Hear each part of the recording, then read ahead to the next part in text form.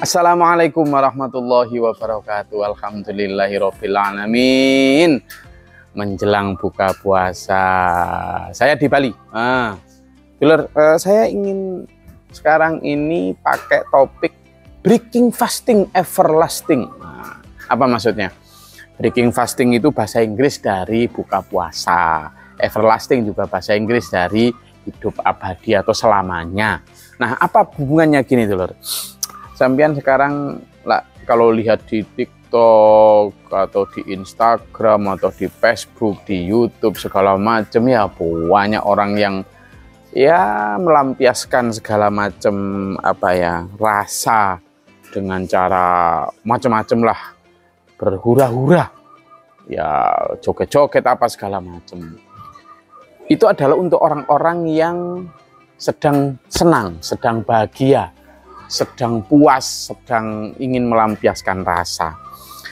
Nah, biasanya orang-orang seperti yang sedang begitu adalah orang yang sedang menikmati kebebasannya. Lah, apa kaitannya dengan puasa? Puasa itu ketika seperti pekan lalu kita sudah bahas tentang bagaimana puasa adalah training, bagaimana puasa adalah melatih diri untuk menahan nafsu. Nah, kali ini saya ingin bicara tentang bagaimana puasa itu adalah testing, ujian untuk manusia beriman. Dulur, dalam satu hadis diceritakan bahwa Aisyah bercerita bahwa tidak pernah keluarga Nabi Muhammad SAW itu merasakan kenyang selama 3 hari berturut-turut. Artinya dalam 3 hari itu mesti selalu ada 2 hari atau 1 hari yang lapar.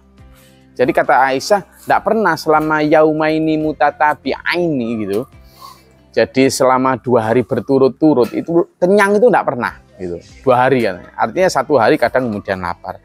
Nah, kalau Rasulullah Muhammad SAW seperti itu, padahal kalau Rasulullah itu mau, beliau itu kalau dapat ghanimah itu 1/5 loh. 1/5 tuh loh. Nah, kalau itu bisa ratusan juta, bisa puluhan, bahkan bisa miliar. Kemana? Nah, inilah Rasulullah mengajarkan kepada kita bahwa hidup di dunia ujian. Dan ada 2 jenis ujian loh, dulur. Ada 2 jenis ujian di dunia ini. Di dunia ini, dalam rangka puasa kan kita ini dilatih untuk prihatin ya. Dilatih untuk benar-benar merasa bahwa hidup ini ujian. Zaman puasa mulai dari mana?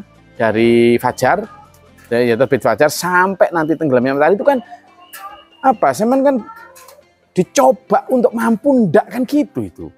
Ya kan? Dicoba untuk mampu atau ndak, itu bentuk ujian. Nah, di sepanjang hidup sebenarnya kita juga menjalani ujian. Ada 2 jenis ujian dulu. Pertama adalah ujian kenikmatan, yang kedua adalah ujian ketidaknyamanan. Dua-duanya bentuk ujian loh. Hati-hati itu. Dan ini tidak terkait dengan sampean nanti itu kalau taat nanti mesti dikasih enak, atau tidak taat nanti mesti dikasih tidak enak. Enggak tentu. Ada orang yang tidak taat juga dikasih enak gitu. Ada orang yang taat malah dikasih ujian tidak enak. Nah, sekarang kita bicara ujian tidak enak dulu. Allah berfirman dalam surat Al-Baqarah, a'udzubillahi minasyaitonirrajim, walanabluwannakum bisyai'in minal khauf wal ju'i wa naqsin minal amwali wal anfusi wath thamarat wa basyiris sabirin. Sungguh kata Allah, walanabluwannakum, akan aku uji kalian bisyai'in dengan sesuatu yang apa? Minal khauf, dari rasa takut, wal ju' dan rasa lapar. Jadi pertama, walanabluwannakum bisyai'in minal khauf wal ju' wa naqsin minal amwal, dan kekurangan harta. Ya kan? Wa naqsin minal amwal wal anfus, dan kekurangan teman atau dijauhi teman. Wath thamarat, dan kekurangan buah-buahan. Dulur, kita dilatih untuk itu diuji.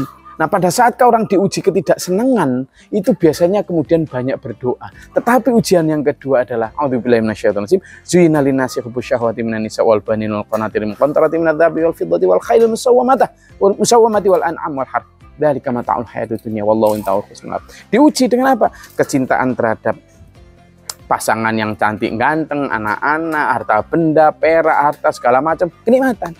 Nah, ujian kenikmatan ini orang harusnya kemudian mau berbagi, memakai harta dan kekuasaan itu untuk bersedekah dan sanggup akhirat, tapi jadi pelit. Sementara ketika orang diuji dengan ketidaknyamanan, orang kemudian menjadi putus asa. Padahal harusnya ketika diuji dengan ketidaknyamanan dan ketidaksenangan kita tawakal, ketika kita diuji dengan kebanyak harta atau banyak kuasa, hartanya kita pakai untuk agama. Kenapa kita begitu, dulur? Karena apa? Ketika diuji ketidaksenangan, yang kemarin pekan lalu kita bahas, berakit-rakit dahulu, berenang-renang ke tepian, bersakit-sakit dahulu untuk bersenang-senang kemudian di akhirat. Jadi kita di sini itu puasanya, sementara breaking fastingnya itu adalah di akhirat. Kita di sini sementara diuji, tapi nanti di akhirat yang everlasting, hidup selamanya. Nah, ketika kita diuji kenyamanan juga begitu. Rasulullah Muhammad SAW mampu sebenarnya beli segala macam itu. Tapi kenapa sampai berlapar-lapar ya tadi? Karena dipakai untuk kebersamaan. Hartanya habis untuk disedekahkan. Itu Rasulullah Muhammad SAW, panutan kita. Panutan kita. Lah kenapa beliau begitu? Karena merasa di dunia sedang puasa. Menahan diri, asyamu. Untuk kemudian apa? Breaking fastingnya nanti di akhirat. Kalau di dunia apa yang kita nikmati paling berapa sih, dulur? Kekuasaan paling 5-10 tahun, ya tuh, 15 tahun, 20 tahun, nggak sampai. Sepuasa-kuasanya Fir'aun pun paling juga mati. Demikian pula kenikmatan, demikian pula ketidaknyamanan. Setidak-nyaman-nyamannya kita paling juga akhirnya meninggal. Sehingga apa, dulur?